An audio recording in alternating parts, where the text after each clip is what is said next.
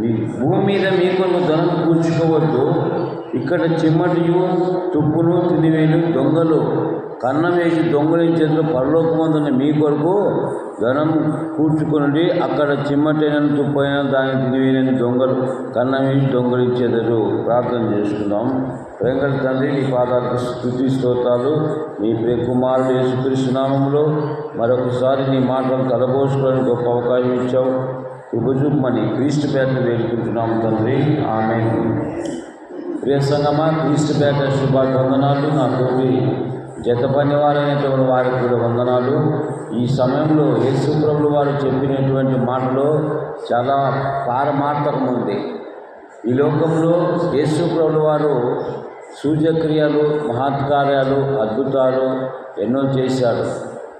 కాబట్టి దేవుని మాటల్ని మనం తలపోసుకోవడం వల్ల ఏం కనపడుతుందంటే ఆత్మీయ జీవితానికి పదును పడుతుంది. మనము రోజుకు మనము చదువుతాము, వింటాము, గ్రహిస్తాము. మన శైలి, నడవడిక, పద్ధతులు, విధానాలు కూడా మనం ఇంకా ఇంతగా ఆత్మీయంగా డెవలపింగ్గా. అందులో ఒక మాట చెప్పాడు, భూమి మీద మీ కొరకు ధనం కూర్చోవద్దు, ఇక్కడ చిమ్మట తుప్పును తినివే దొంగలు కన్నం వేసి దొంగలిచ్చెదరు అంటున్నాడు. యేసు ప్రభుని సాక్షాత్తు మనం జనాల్లోకి చూసినప్పుడు చెప్తే, ఈ జనాలు ఎటువంటి సమాజం కింద పడిపోయే రూపాయలు నెత్తి మీద మొక్కుని అది మీద పెట్టుకుంటారు. కానీ బైబిల్ ఏం చెప్తుంది? బైబిల్ ధనము కంటే, లోక ఆస్తుల కంటే, బంగారు కంటే, వెండి మాణిక్యముల కంటే, వజ్రాల కంటే ఖరీదైనటువంటిది. మనిషిని బతుకును మార్చేసేది. ఈ రోజుల్లో బతుకులు మార్చేది తాగబోతులను, తిట్టిపోతులు, వదలబోతులు మార్చేది. ధనం మార్చగలదా? ఏ డిపార్ట్మెంట్లు ఉన్నాయి కదా, నేరాలు, ఘోరాలు, చట్టాలు ఉన్నాయి. డిపార్ట్మెంట్లే ఒక్కొక్కరికి ఒక శాఖ ఉంది. మార్చగలవా? కానీ ఏ డిపార్ట్మెంట్ చేయలేనిది దేవుని పరిశుద్ధ గ్రంథంలో రాపించాడు, బైబిల్లో రాపించాడు. బైబిల్ దేవుడు అందుగురించి చెప్పులరా, బైబిల్ గ్రంథం చూస్తే సామెతల గ్రంథములు 18:11 చూస్తే, సామెతల గ్రంథములు 23:4 చదవండి. ఏముందయ్యా? బైబిల్ ఉన్న వాళ్ళు చదవండి.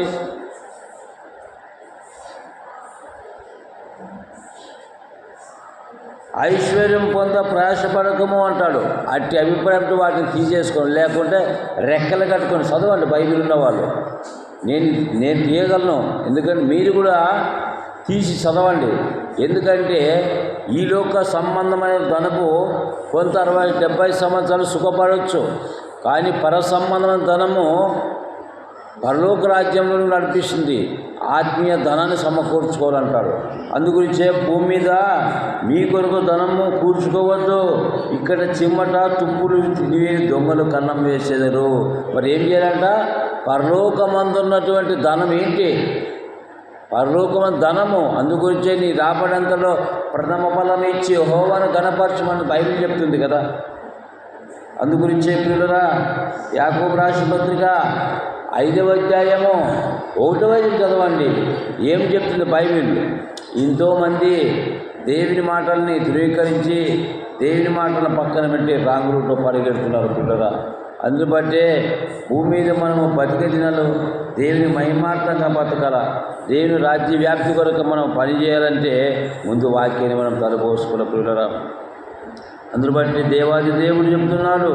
ఏమని చెప్తున్నాడంటే, మరి అనేక విషయాలు యాకోబు రాసిన పత్రిక 5వ అధ్యాయంలో చూస్తే మరి ఏముందంటే ఒకసారి చూడండి పిల్లరా. యాకోబు రాసిన పత్రిక 5వ అధ్యాయము మరి ఏమని ఉందంటే ఒకసారి చూస్తామండి పిల్లరా. ఏమని రాపించాడో ఒకసారి బైబిల్ గ్రంథం చూద్దాం. బైబిల్ ఉన్నవారు ఓపెన్ చేసి చదవండి. 5వ అధ్యాయం 1వ వచనం.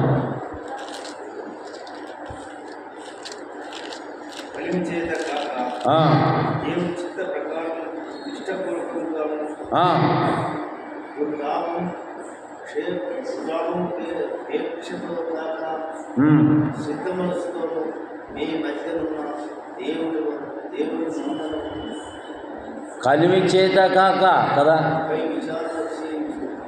విచారణ చేయకూడదు. దాని కలిగిన దాంట్లో దేవుని కొరకు మనం త్యాగాలు చేయాలి. ఆనాడు సమస్తాన్ని పెంట కుప్ప తెచ్చుకునేటువంటి పౌలయ్య. ఈ లోకంలో మనం బతుకుతున్నామంటే ఆనాడు పౌలు సమస్తాన్ని పెంట కుప్ప తెచ్చుకున్నాడు. భూమి మీద మీ కొరకు ధనం కూర్చుకోవద్దు, పైన వాటిని వెతకండి అంటున్నాడు. అక్కడ చూస్తే ఇది మీద చూసాం కదా, మీ ఐశ్వర్యం పొంద ప్రయాసపడం అట్టి అభిప్రాయంగా తీసేసుకోవాలట. మరి ఎట్లా బతకాలము? అసలు డబ్బు లేకుండా బతకాలమా? నెలకు వచ్చేసి 10,000, 20,000, 30,000 కావాలి. మనం ఎట్లా బతకాలమా? ఏ విధంగా బతకాలమా? యేసుప్రభుకి ఏమన్నా ఆలోచన అనే వాళ్ళకు లేకపోలే లోక సంబంధస్తులు. దేవుడు మాకు ఈ విధంగా చేశాడు, దేవుడు అన్యాయం చేసాడేమో లేకపోలేదు. చూడరా, ఒకసారి ఆలోచిస్తే పరలోక రాజ్యంతో సంబంధం అని ఉన్నవాళ్ళు, ఆత్మ సంబంధంగా ఉన్న వాళ్ళు ఆలోచిస్తారు. చూడరా, అందుగురించే అక్షయమైన ధనం సంపాదించుకోడు కదా. క్షయమైనది సంపాదించుకోవాలా, అక్షయమైనది సంపాదించుకోవాలా? దీని కొరకు కూటి కొరకు కోటి విద్యలు ఉన్నాయి. బతుకు పోరాటాలు ఎన్నో రకాలు ఉన్నాయి. పరలోక రాజ్యానికి పోవాలంటే యేసు ప్రభు ద్వారానే పరలోక రాజ్యం ఉండడం. అందుగురించే దేవుని రాజ్యంతో మనకు సంబంధం మనకి ఇచ్చాడు. ప్రయాసపడి భారము మోచిన సమస్తమైన జనులారా, మీరు నా దగ్గర రండి, నేను మీకు విశ్రాంతి ఇస్తానంటాడు. ఎందుకు అంటే కష్టపడి పగలు పని చేసుకుంటావు, రాత్రి పండుకుంటావు. నువ్వు దేవుని కొరకు కష్టపడి సేవ చేస్తే ఆత్మ సంపాదిస్తే నీకు ఆత్మ కొన్ని కోట్ల సంవత్సరాలు. పరలోక ధనాన్ని సమకూర్చున్న వాళ్ళకి ఈ లోక రొప్పుకుంటూ పెద్ద పెద్ద టాటా బిర్లా కంపెనీ పెద్ద పెద్ద కోటీశ్వరులు సంపాదించి వాళ్ళు కాలగర్భంలో కలిసిపోతారు. కొంతమంది చనిపోయినాక దుడ్డు చల్లే వాళ్ళు కొంతమంది ఉంటారు. దుడ్డు చల్లుతారు సచ్చేంత వరకు, కాశీ కాటికి డెడ్ బాడీ మీద సమాధి కాటికి మోసే వరకు భూస్థాపన చేసే కొంతమంది అది ఆచారం. ఏం ఆచారం? అందుగురించే ధనము నమ్ముకున్న వాడు ఏమైపోతాడంట? పాడైపోతాడు. దేవుని నమ్ముకొని ఏమైపోతాడంట? పరలోక రాజ్యం పోతాడు. 17వ అధ్యాయం 20 భక్తిహీనులు కన్నులు బూదిగంతముల వరకు ఉండును. వారి బుద్ధే లోక సంబంధ బుద్ధే. క్రైస్తవులు కూడా డబ్బు జబ్బు అనేది కొంతమందికి ఉంటుంది. ఒక సంపాదించుకో, దేవుని కొరకు ఖర్చు పెట్టు, దేవుని నిమిత్తము వాడబడు, దేవుని రాజ్యం కొరకు కష్టపడు. అదే నీవు దైవముగా నువ్వు ఉండకూడదు. ఆ ధనమే ఆశ దైవముగా ఉండకూడదు. బైబిల్లో యూదా ఇస్కరియోతు ప్రేమించాడు, డబ్బు సంచికి అమ్ముడుపోయాడు. లాస్ట్కి ఏమొచ్చిందో మీకు తెలుసు కదా. మరి గెహాజీ ఉన్నాడు, ఏమన్నాడు? కుష్టి సంపాదించుకున్నాడు. దేవుని ఆశీర్వాదం పొందుకున్నాడు. మనం పిల్లరా, ఈ భూమి మీద మనం బ్రతుకుతున్నామంటే, ఆరోగ్యంగా ఉన్నామంటే దేవుని మహాకృప పిల్లరా. అందుగురించే కొలస్సీ రాసిన పత్రిక 3వ అధ్యాయము 1 నుంచి చూస్తే, మీరు క్రీస్తు లేపబడిన వారైతే పైన వాటిని వెతకండి అంటాడు. మీరు క్రీస్తు లేపబడిన వారైతే పైన వాటిని వెతకండి అంటాడు. బైబిల్ దీనికి వస్తుంది కదా. 3వ అధ్యాయము 1 నుంచి 3 వచనాలు చదవండి. ఏముంది? కొలస్సీ రాసిన పత్రిక 3వ అధ్యాయము 1 నుంచి 3 వచనాలు ఏముందో ఒకసారి చూడండి. పౌలయ్య చదవాలి. 3వ అధ్యాయము 1 నుంచి 3 వరకు కొలస్సీ. నేను క్రీస్తుని పోలి నడుచుకున్న ప్రకారం నన్ను పోలి నడుచుకున్నాను. 1 కొరింథీ 11లో మరి నడుచుకుంటున్నామా? పౌలయ్య సమాసాన్ని పెంట గొప్ప తెచ్చుకున్నాడు. మహానీయుడు ఏమేమి లాభకరమైన విడిచిపెట్టాడు, పెంటతో సమానం ఎంచుకున్నాడు. అందుగురించి నేను క్రీస్తుని పోలి నడుచుకున్న ప్రకారం మీరు నన్ను పోలి నడుచుకోండి అంటాడు. మనం ఎవరు పోలి నడుచుకుంటాము? అధికారులు పోలే, మనుషులు పోలే, ఎవరు పోలే. మీరు క్రీస్తు లేపబడిన వారైతే పైన వాటి వెతకండి. పైన ఏముంది? స్వర్గం, వైకుంఠం. కామసు ద్వారా ధనాపేక్ష సంపివేయండి అంటాడు. సంపుతున్నామా? ఇవి హరిషడ్డ వర్గాలు ఎట్లా సంపాలో, ధనాపేక్ష, సంపాదన, ఇవన్నీ సంపాద, ధనాపేక్ష. కలిగిన వాటిలో తృప్తి పొందండి అని లేఖనం చెప్తుంది. పిల్లరా, ఆశ మనిషికి భూమి మీద ఆశ జీవే, తప్పేమి లేదు. కానీ ఆశ ఉండొచ్చు, దురాశ రాదు. అందుగురించే దేవుని యొక్క రాజ్యం నిమిత్తం కూడా సేవ చేసే సేవకులు కూడా మంచి సేవ చేసే వాళ్ళు కూడా సహకరించాలని సామెతల గ్రంథం 3వ అధ్యాయంలో ఏముందంటే మంచి మాటలు పొందుపరిచాడు పిల్లరా. సామెతల గ్రంథంలోని 3వ అధ్యాయము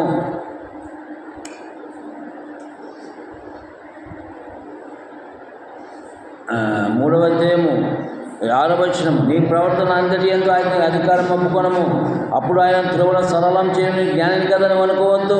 యెహోవా యందు భయభక్తులు కలిగి చెడుతను విడిచిపెట్టి పిసినారితనము లోబితనము చెడ్డతనంపులు ఇవన్నీ రూపుమాపాలి. ఎంతోమంది దేవుని సేవకులు ప్రేమించే వరకు ఉండబట్టి ఇంకా సేవకులు పోషింపబడతారు. గ్రామాలకు ప్రకటించేవారు సువార్తమాన ప్రకటించేవారి పాదాలు సుందరమైనవి. ప్రకటించేవారు పాదాలు ఎవరికైనా ఉన్నాయా? సువార్తమానం ప్రకటించేవారి పాదాలు సుందరమైనవంట. ప్రకటించేవారికి పంపవాలా? అపోస్తులను పంపింది ఎవరు? నీవు నేను పంపమా? అపోస్తులు మరి పంపబడిన వారు. కాబట్టి ఈరోజు నీవు నేను మనం అందరం దేవుని సేవకులు ప్రేమించడం వల్ల మనకు ఆశీర్వాదములు కూడరా.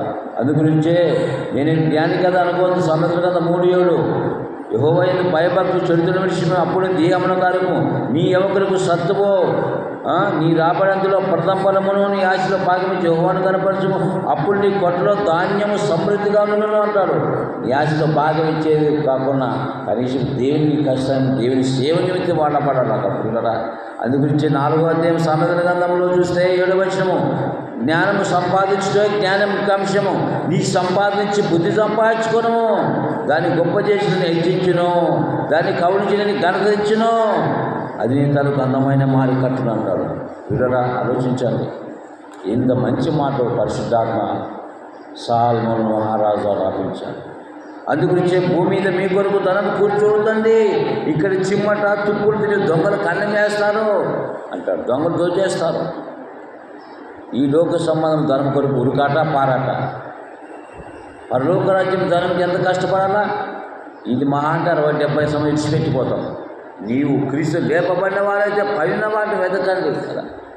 మీ జీవము క్రీస్తులో కూడా, మీ జీవము క్రీస్తులో. నన్ను కనుగొన్నవాడు జీవమునే కనుక్కుంటున్నాడు. మత్తయి సువార్త 5వ అధ్యాయము 20వ వచనము, శాస్త్ర నీతి కంటే పరిశుద్ధ నీతి మీ నీతికి అధికారం పరలోక రాజ్యం ప్రవేశించడానికి మీతో చెప్పుచున్నాను అంటాడు యేసు స్వామి. ఇలా ఆలోచించండి. కాబట్టి దేవుని నీతి మనం దేవుని యొక్క నీతి న్యాయం ఉందా?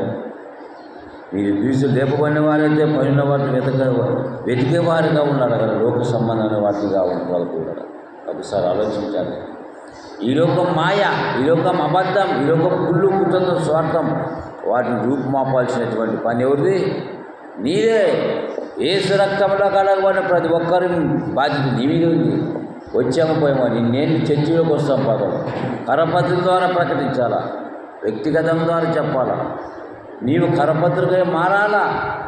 నువ్వు క్రీస్తులు లేపబడిన వారైతే పైన వాటిని వెతకండి అని సంఘాలకి చెప్తుంది వాక్యము.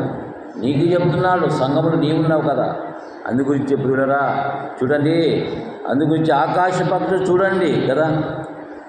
మత్తయి సువార్త 6వ అధ్యాయం, ఆకాశ పక్షులు చూడండి, అవి విత్తము కోయవు, కొట్టలో కూర్చుకొనలేవు, మీ పరలోకపు తండ్రి వాటిని పోషించున్నాడు, మీరు వాటికంటే బహుశ్రేష్ఠులు కారా అంటారు ఇక్కడ. కాబట్టి ఎందుకు చింతిస్తున్నారు? ఒక ఆమె 2 కొడుకులు ఉన్నారు, ఉద్యోగం కోసం చింత చేసుకుంటారు. తిన్నికి అన్నీ ఉన్న చింత ఇంకా నేను గొప్పోడు కావాలా, ఇంకా ధనం కావాలా. అందుకొచ్చి మనిషికి తిప్పులు మీద తిప్పులు పడుతున్నారు. నేను గొప్పోడు కావాలి అనే మోజులో పడి కొంతమంది ధనాపేక్ష వల్ల కొంతమంది గల్లంత అయిపోతారు. మెంటల్ కూడా వచ్చింది. షార్ట్ టెంపర్గా మారిపోయే వాళ్ళు ఉన్నారు. బీపీ షుగర్ పెట్టుకుంటారు. ఎందుకంటే చింత అనేది చిక్కిపోవడానికి కారణం. ఆకాశ పక్షులు చూడండి, అవి కోయవు విత్తవు. పాట ఆకాశ పక్షులను చూడండి పాట ఉంది కదా. అవి విత్తవు, అవి పొద్దున్న లేవగానే కీచమంటాను భాషలు దేవుని శుద్ధించిపోతాం. మరి గూటికి చేసుకుంటాయి. వాటికంటే మీరు బహుశ్రేష్ఠులు కారా? అందుగురించి భూమి మీద మీ కొరకు ధనం కూర్చోవద్దు. నీకు ఎంత అంటే ఆశ ఉండొచ్చు తప్ప దురాశ దుఃఖానికి ప్రమాదకరం. అందుగురించే మన జీవితాల్లో ఆత్మీయంగా మనము జీవిస్తామండి. యాకోబు రాసిన పత్రిక 4వ అధ్యాయము, ఒకవేళ డబ్బు పెట్టుకొని లోక సంబంధం పడితే దేవుడు కట్ చేసి, నాకంటే డబ్బును ఆశ కట్ చేసి ఉంటాడు. వ్యభిచారులారా, ఈ లోక స్నేహం దేవునికి వైరమని ఎరగరా? ఎవరైనా ఈ లోక స్నేహం దేవునికే శత్రువు, దేవుని కంటే ఎక్కువ అయినట్టు ఎక్కువ ప్రేమించదు. ఎవడైనా ఎంతటి మునగాడైనా ఎంతటి వారైనా కట్ చేసి పడేస్తాడు. మీరు అడిగిన మీ దుర్దేశంతో అడిగితే మీకేం దొరకదు. అక్కడ పరలోక రాజ్యంలో ఇక్కడ ఏం లేదు. మధ్య గబ్బిలాలు తింటారు కొంతమంది నామకార క్రైస్తులు, నామకార ఉద్యోగస్తులు, నామకార వాళ్ళు డబ్బు లబ్ గుడ్డు కొట్టుకునేవాళ్ళు. వాళ్ళకంటే మీరు ధన్యులు. కష్టపడుతున్నటువంటి కష్టపడి దేవుని కొరకు సంపాదించి పేదలైన ధన్యులు. పరలోక రాజ్యం మీది. కొంతమందికి 3 పూటలు తిని ముష్టికి తిని బెడ్ మీద అరక్క 3 పొర్లాడే వాళ్ళు కొంతమంది దేవుని రాజ్యంకి రాక, ప్రచారంకి రాక, దేవుని కొరకు ఖర్చు పెట్టక, త్యాగాలు చేయక. మహానీయుడు పౌలు ఏవేవో లాభకరమైన నష్టంగా సమస్తాన్ని ఎంచుకొని పెంట గొప్పది దేవుని కొరకు బతికాడు.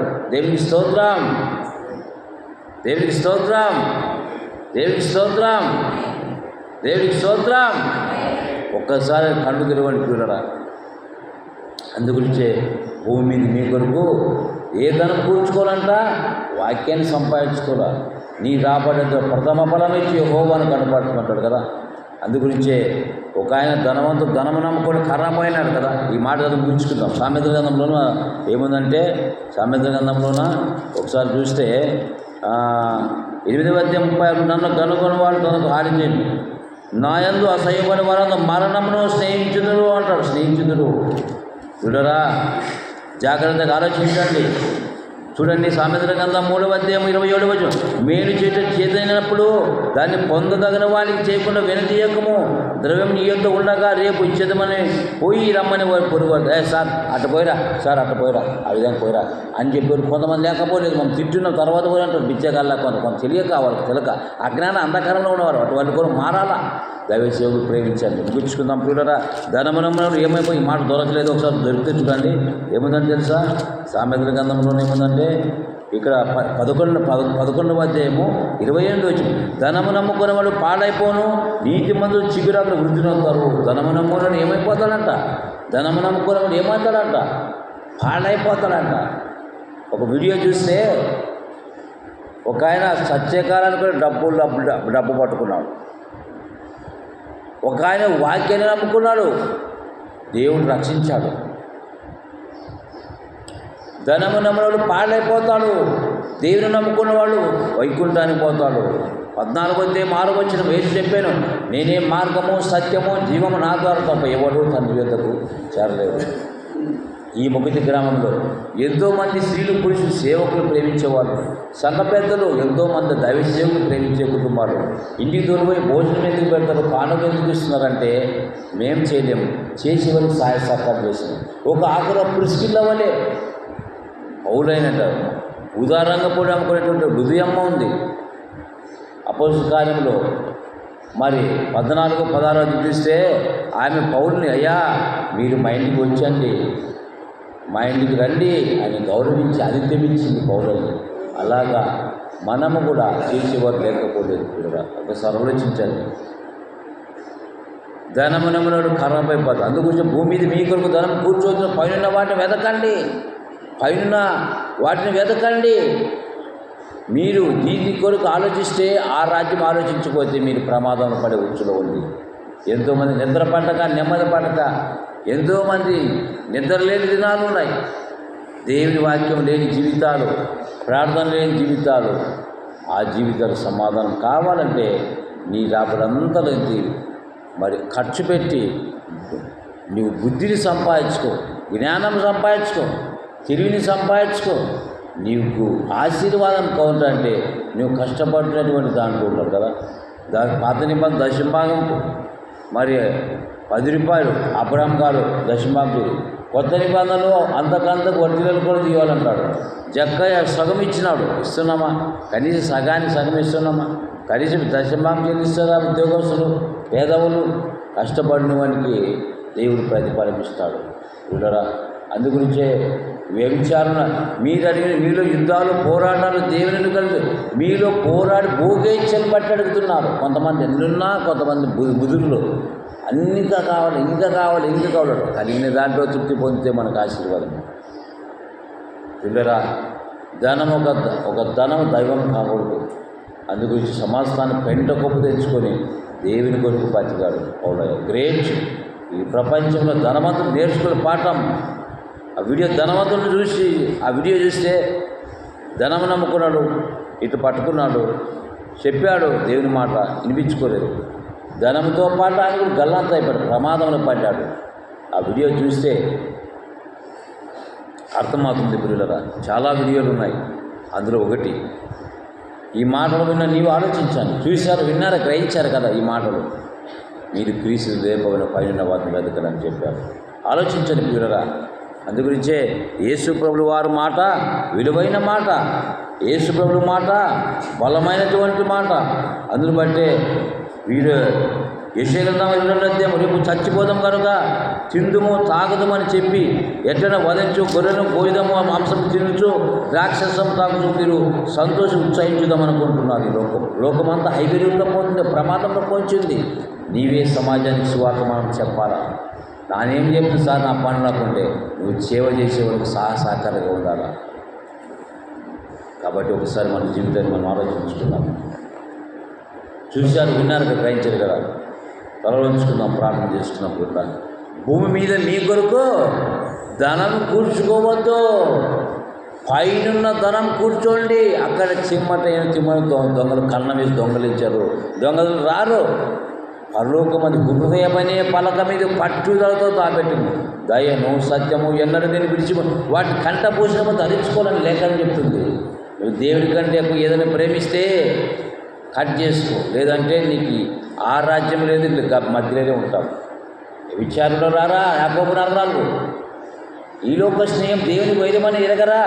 ఎవడైనా ఈలోక స్నేహం చేస్తాడు వాడు దేవునికే శత్రువు అంట. ఒకసారి ఆలోచిస్తాం. ధనం నమ్ముడు ఖరాబ్ అయిపోతాడు. చూశారు కదా, విన్నారు కదా, గ్రహించారు కదా. తలవంచుదాం, ప్రార్థన చేసుకుందాం. ప్రేమగల తండ్రి, నీ పాదాలు స్తోత్రాలు. భూమి మీద మీ కొరకు ధనం అంటే పరలోకమున్న ధనం అంటే సంపూర్ణం. మీరు క్రీస్తు లేకపోయిన వారికి పైన వెతకండి. చూశారు, విన్నారు. కృపగల తండ్రి, నీ పాదాలు స్తోత్రాలు. వారు ఎంతటి వారైనా, విశ్వాసులైనా, బోధకులైనా మనం కఠినమైన తీర్పు ఉంది. దేవా, మేము నీ మనీ చేస్తున్నాము, మేము కూడా సరి చేసుకోవడానికి రోజులు పండుగ సిద్ధపడే వాక్యం వృధా కాకుండా అందరూ హృదయాలు నీరు కట్టి ఫలించే భాగ్యాన్ని ప్రసాదించండి నాయన. మాకు ఇచ్చినటువంటి గొప్ప మాటలపై స్తోత్రం. సిద్ధపడిన వాక్యం వృధా కాకుండా అందరూ హృదయాలు నీరు కట్టి ఫలించే భాగ్యాన్ని ప్రసాదించమని వేడుకుంటాను నాయన. ఎందుకంటే ఈ లోకమంతా మాయ అమ్ముకుంది, పైసే పరమాత్మకుంది. లోకంలో నుండి దేవుని మార్గం వైపు మళ్ళించేటట్టు కృప చూపండి. అంధకారంలో నుంచి వెలుగులో నడిపించండి. ఇక్కడికి వచ్చిన స్త్రీలు, పురుషులు, పెద్దలందరినీ దీవించి కాపాడి కృప చూపండి నాయన. విత్తబడిన వాక్యం వృధా కాకుండా అందరు హృదయాల్లో ఫలించిన కృప చూపండి. బోధకులను కూడా మార్చండి, విశ్వాసులు మార్చండి, రెవరెండ్ పాస్టర్లు మార్చండి, ప్రపంచంలో పెద్ద పెద్ద బిషప్లు అనేకులు మార్చండి. పొరుగువాన్ని ప్రేమించే విషయంలో నేర్పండి దేవా. ఈ సమయంలో ఎవరెవరు అక్కడితో వచ్చారో సాధించండి. వాక్యం కొరకు బతకాల, లోకం కొరకు కాక ఎప్పుడు పిలిస్తే అప్పుడు సిద్ధం పాటల కన్న తండ్రి, నీ ప్రియ కుమారుడైన ఈ లోకానికి పంపించినందుకు స్తోత్రాలు తండ్రి. మరొకసారి ఏ సమస్యలు వచ్చినా, ఏ బాధకాలు వచ్చినా, ఏ ఇబ్బంది వచ్చినా, ఏ యొక్క అధికమైన సమస్యలు వచ్చినా వాటిని విడిపించండి. నీ ప్రేమిని పిల్లలకు కావాల్సిన ఆశీర్వాదములు దయచేయండి. విత్తబడిన వాక్యం వృధా కాకుండా నిజంగా నేను దేవుని కంటే ఏదైనా ఎక్కువ ప్రేమిస్తే వాటిని తీసేసుకుంటున్న ఆలోచన, విశ్వాసం గుడ్డిగా ఉండకుండా ఆలోచన కలిగి జీవించిన కృపజూపాన్ని వేడుకుంటూ చెప్పిన మాటలు వేస్ట్ కాకుండా వారి హృదయాల్లో ఫలించేటట్లా కృపజూపమని వేడుకుంటూ మా రక్షకుడైన క్రీస్తు పేరును వేడుకుంటున్నాం మా పరమ తండ్రి. ఆమేన్.